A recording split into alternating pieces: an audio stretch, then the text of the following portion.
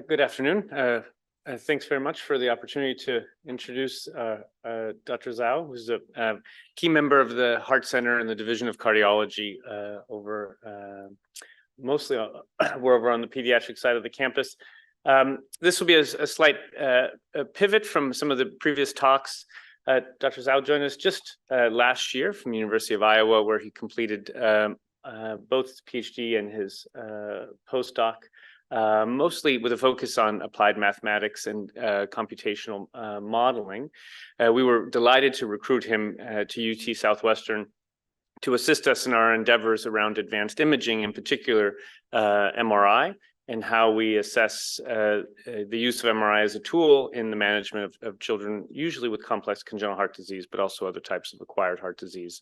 And, delighted to have him here. Thanks very much.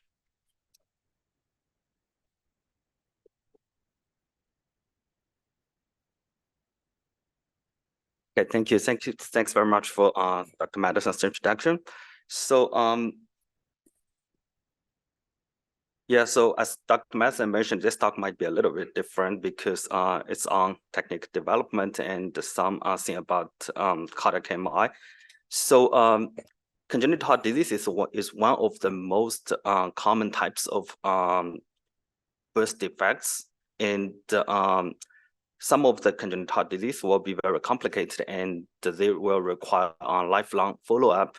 And for these patients who will require lifelong follow-up, imaging will be a very powerful tool to assess their like cardiac function, to evaluate their heart diseases.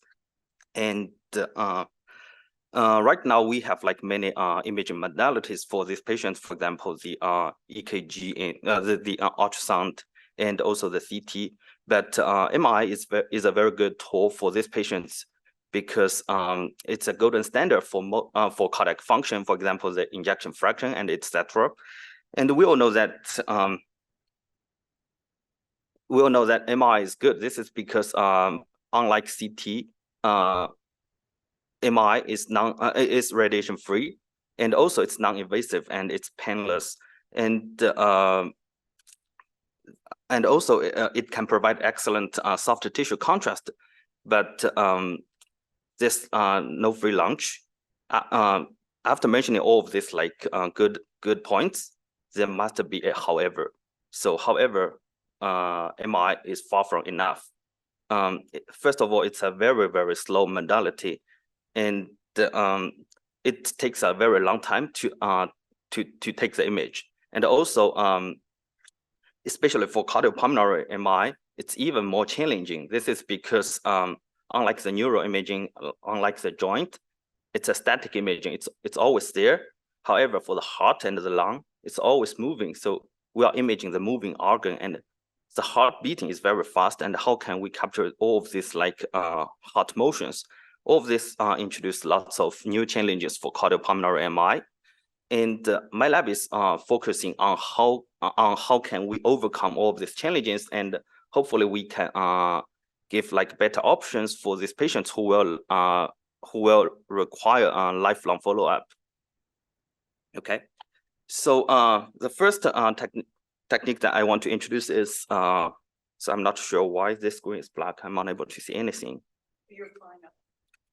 Okay. So the first technique is called non-contrast enhanced imaging. So why we need this? This is because when we are acquiring the imaging of the heart, we will inject some medication to see the heart better, and this medication is called contrast agent. And as long as it's a medication, there must be some patients who will have some reactions to this medication, and they are like some types of patients. For example, the patients with kidney diseases, they are unable to use the contrast agent. And for these patients, how can we still evaluate their heart? It's a problem. And we've developed some technique which is called non-contrast enhanced whole heart imaging.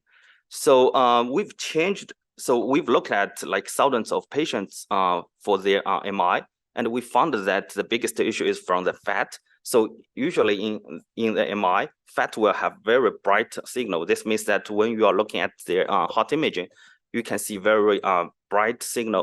We will see the fat is very bright, which affects us seeing the seeing the blood and the myocardium tissues. And by seeing this like phenomenon, we've developed some like fat saturation sequences to look at the heart. So by like curing the signal from the fat, we are able to see the heart in a better way. Especially we can see the blood and the myocardium tissue in a very better way. And in this way, we are able to see the heart. We are able to see like the image of the heart without using contrast agent. So I've showed like 2 patients here, and the right side, I'm not sure. So on your side, it should be like the left side. The left side is contrast enhanced image, and the right side is non-contrast enhanced imaging. So you can see that even without contrast agent, you can still see the heart in a very better way. So this is the blood tissue, and you can still see it. And we are not using any contrast agent. This means that the patient just need to lie in the scanner, and they don't need to do anything, and we can look at the heart.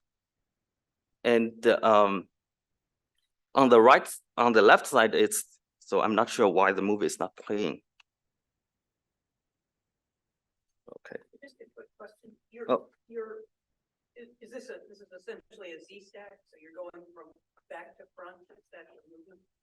Okay, this is actually a good question. So I need to like make myself clear. It's actually a 3D whole heart imaging. So because I'm playing the movie, I'm only able to see like this view, but actually it's a like whole heart. So it's a like a 3D. Yeah, that's right. Okay, yeah. So anyway, I'm unable to play them. Oh, okay. Yeah. Okay. So now this movie is playing. So actually, you can see that with contrast agent, we are still facing some difficulty in seeing the blood and the myocardium tissue. But without the contrast agent, by using the new technique, we can still see the blood and the myocardium tissue. And this sequence has already been applied in clinical practice. So I've joined UT Southwestern last year, and I've developed this sequence in the middle of this year, and we've already applied this sequence in clinical practice for like almost tens of like patients, and it looks very good.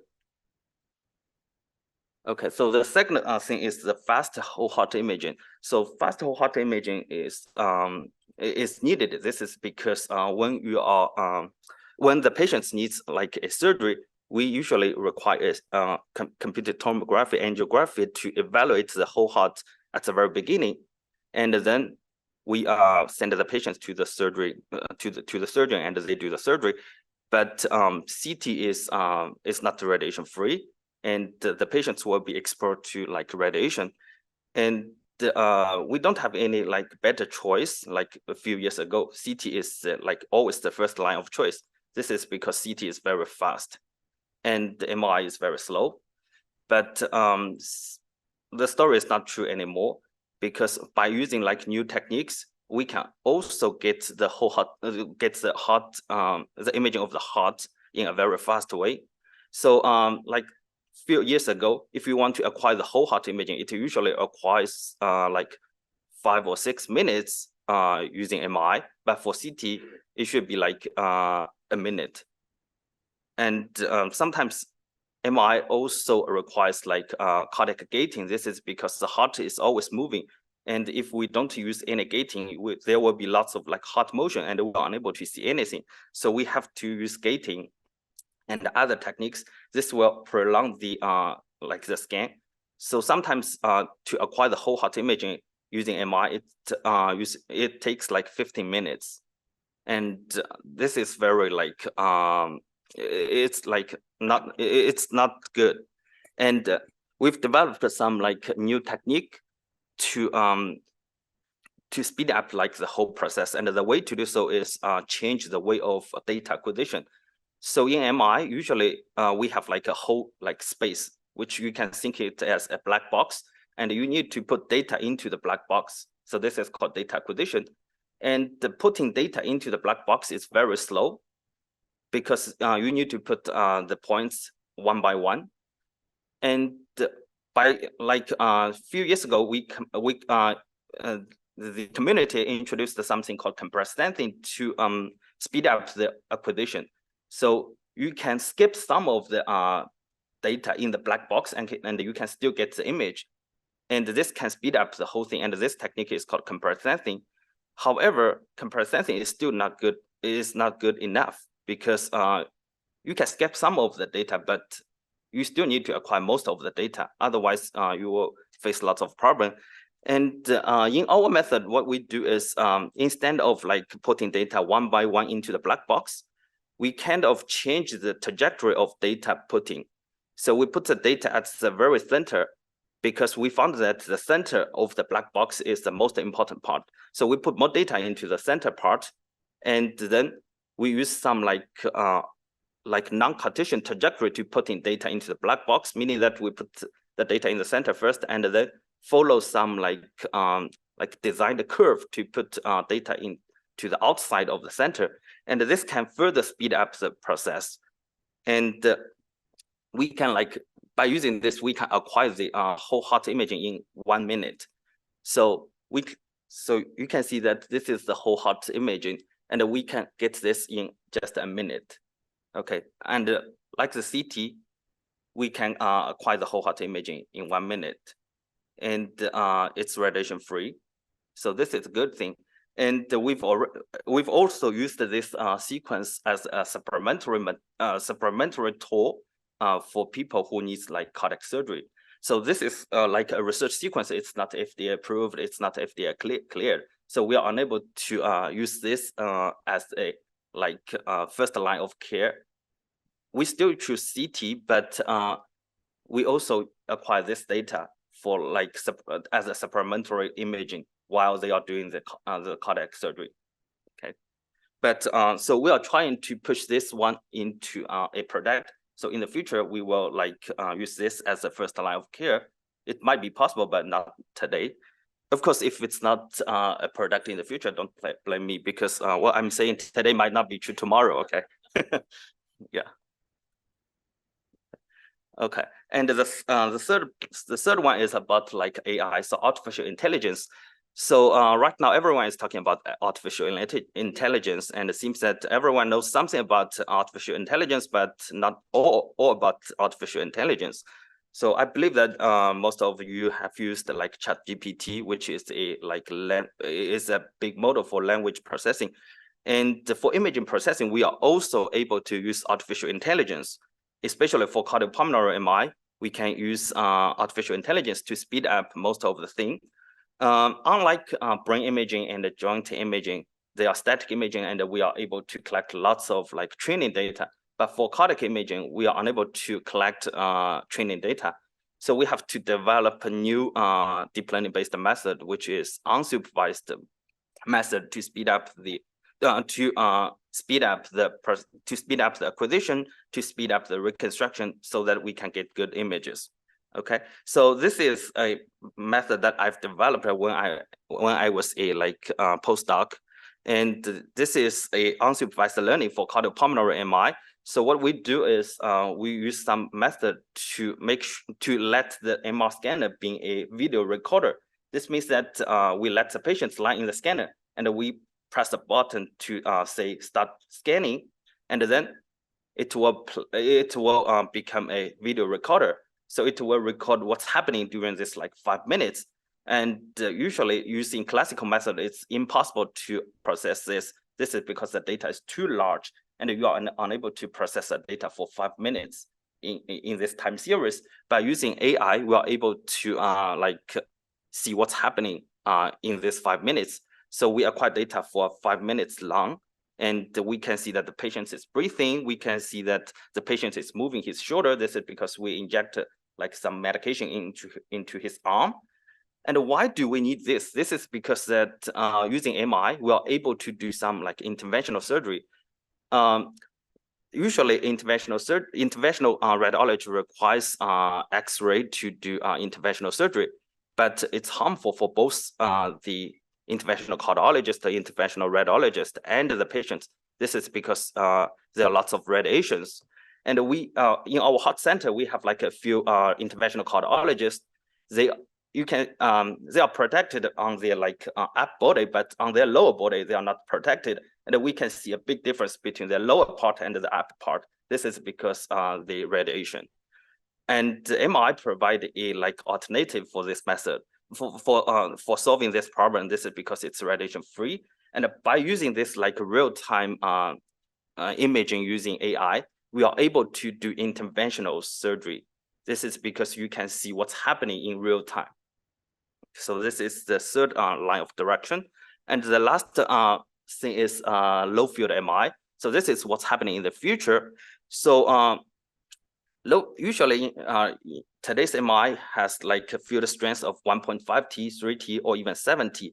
So during the last decades, we are pushing the scanner to go from low field to high field. However, we need to think about how we need to go back. We need to go to low field. This is because when you are having low field, the physics becomes easier and things becomes much easier. Though when you are having high field, you can get good images, but when you are go to lower field, by using the new techniques, for example, the artificial intelligence, we can also get the good image quality, but the physics will be very simple there. And you can have like more patients because currently we are unable to have like the obesity patients in our MR scanner. This is because the ball is too small for them to lie in the scanner.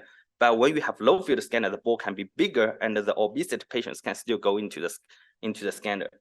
And also by using the low field scanner, we can see that the image quality is also very good. For example, on the 0.35T scanner, we can get the same angiography like 1.5T, or sometimes it's even better. And for the cardiac imaging, we can see on the low field scanner, it's also comparable to the high field scanner. Okay, and it provides lots of possibility on the low field scanner. Unfortunately, we don't have the low field scanner right now, but our children's health is paying the money to buy a low field scanner. So in the next like few years, we will have the low field scanner in our heart center at Children's Health, and this will be the very first scanner within the state of Texas. And you are very welcome to have like projects on the low field scanner, and we are also here to provide support for you to use the low field scanner. Okay, and I think that's about all. That's all about what I want to talk. Thanks. Thank you, Qing. Those are great images. Just one question. Mentioned the use of fixed MR access with the information, but could you use spectroscopy to assess the abundance of other macromolecules, glycogen, maybe amyloid, et cetera, that might cause cardiomyopathy? Yeah. Eliminate the need for biopsy. Yeah, that's a pretty good question. The short answer is yes, but the technique is not easy to realize. You need to have like a very good grading system, and so from the hardware perspective, you need to have lots of good hardware to do that.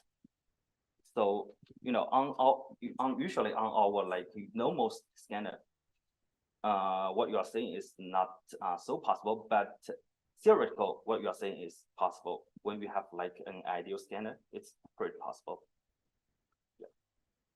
Okay, let's continue the discussion during the break.